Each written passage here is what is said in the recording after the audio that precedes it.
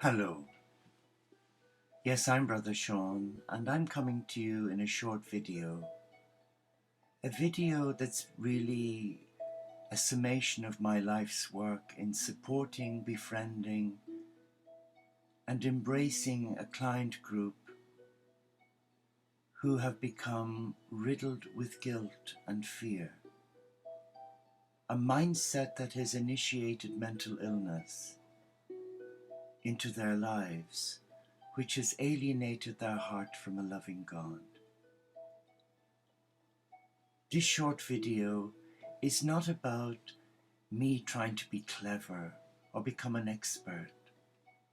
I'm neither of those things.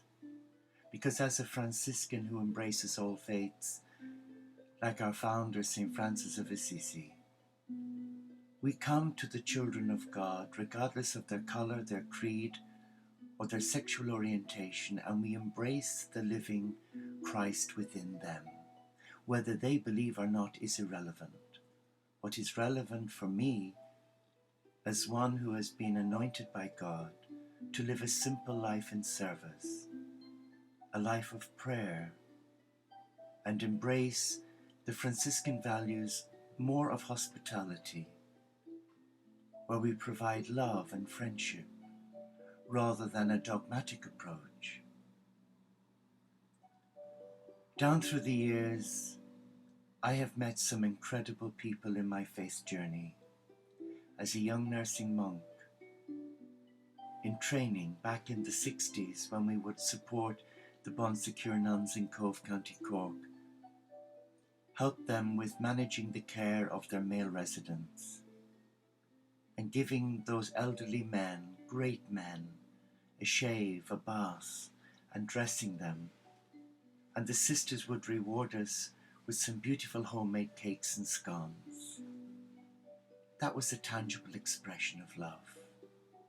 And it drew you close to them as great women of substance.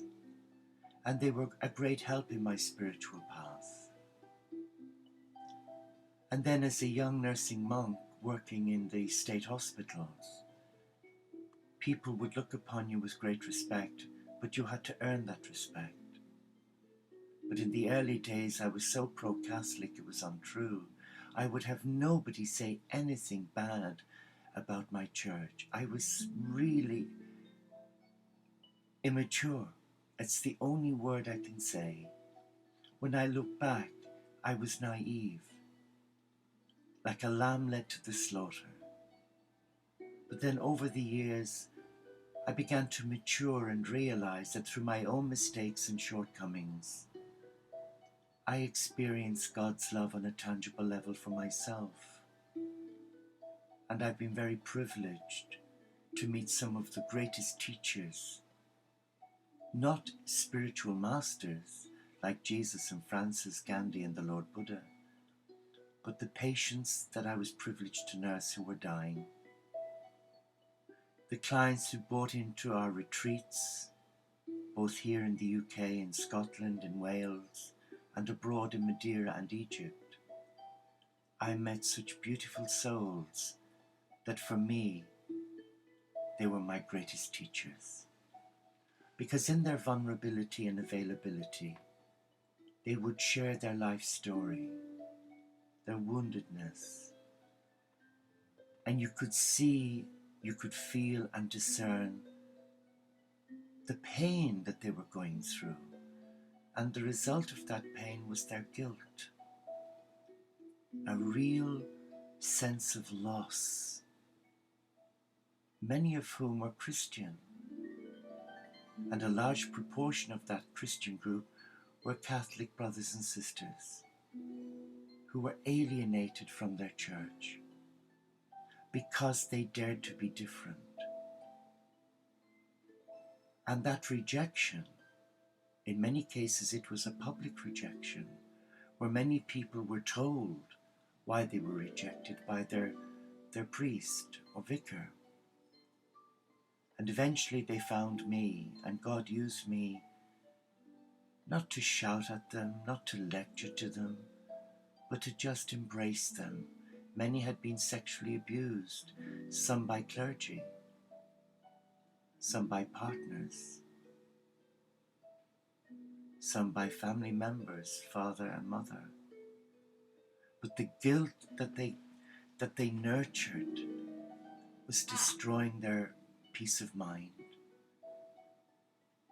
And that guilt initiated initially from their religious beliefs, where they were afraid of God, afraid to put a step wrong.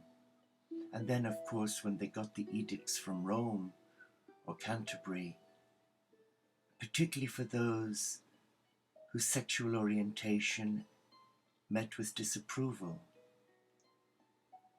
it alienated them further and made them feel like a leper. And I remember a spiritual director, a beautiful nun, a friend of mine, saying to me back in the 70s, "Your sexuality is God's gift of himself to you. Embrace it." What wise words. And it's my belief that as we are all created in the image and likeness of a loving Father, Mother God, our duty of care is to nourishing and nurturing that relationship with God, and not to be bogged down by dogma. Guilt is a very real issue today in pastoral support work and counselling. How do you free guilt from a person's life? How do you empower them, eradicate it? How do you welcome them back into the family of God, avoiding religion that's more for those who live in fear of hell and God, and embrace spirituality, which is for those of us who've come through hell, who've been rejected and denied access to God.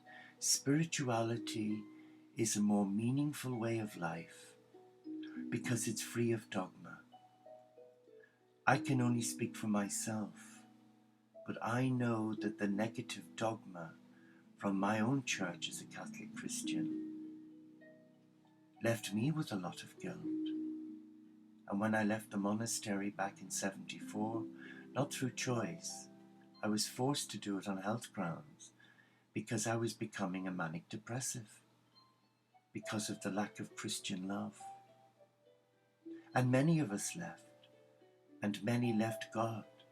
They turned their back on God, became atheists, agnostics. Isn't that tragic? All because of written rules that were lifeless, loveless. Is this the church that Jesus founded? He didn't found a church. He created a family for men and women to listen to his word and embrace his Father, Mother God. He did not shackle us with the 6 commandments of the church. Yes, we were given 10 commandments by God, which many in society observe, and those who don't, well, they pay the price. But God is a God of love. And because God is a God of love, it is not the Father, Mother God's sole purpose to destroy their children by shackling them with fear and guilt that leaves them mentally ill and physically disabled. Today we have to rise up, and in charity we have to speak our truth to those religious leaders who oppress God's children. Guilt can be removed, but it needs to begin with self. Because when one is angry, of course, one projects one's anger onto the church, and that's not healthy, it's not productive. If we want dialogue with any religious leader to address those guilt issues, we should always come in love. As the great Buddha Dhampada said, hate is not overcome by hate. Hate is overcome by love. But let me share with you the teachings of the Essenes. They left us 7 affirmations. Oh yes. They left us 4 positives and 3 forgiveness affirmations that reprogram that mindset and bring it back into the heart. And I have used those affirmations with clients for the last 14 years. and they've never come back, ever, because the cosmic Christ touched them. When I asked him to touch them, he honored his word to me, that what you ask in my name I will do for you.